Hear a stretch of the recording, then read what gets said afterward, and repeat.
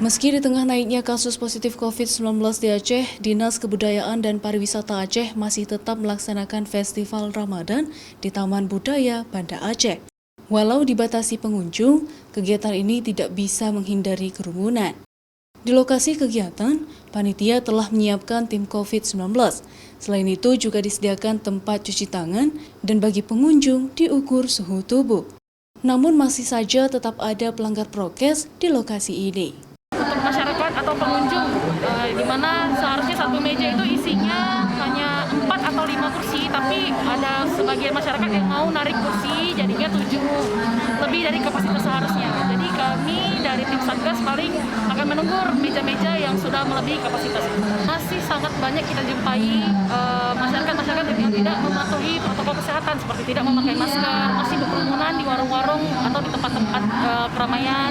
Ya paling kita tim Satgas cuma bisa menghimbau masyarakat untuk tetap mematuhi protokol kesehatan karena memang dan memberikan informasi untuk peningkatan kasus yang sekarang kita lalui dan Banda Aceh sudah ditetapkan sebagai zona merah.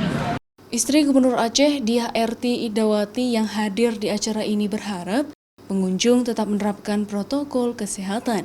Kegiatan ini tetap dilaksanakan karena program rutin yang telah dilaksanakan pemerintah Aceh saat bulan Ramadan. Festival Ramadan ini memang adalah kekhasan dari Aceh ya, yang ini sudah kita laksanakan, ini yang kedua ya kalau nggak salah ya. Ini yang kedua dan mudah-mudahan nanti kita masih agak terbatas, agak terhambat karena COVID-19, tapi kita jalan terus karena ini merupakan salah satu promosi ajang yang tetap ada selama Ramadan ini. Daerah Kota Banda Aceh, tempat pelaksanaan Festival Ramadan ini, berada di zona merah COVID-19.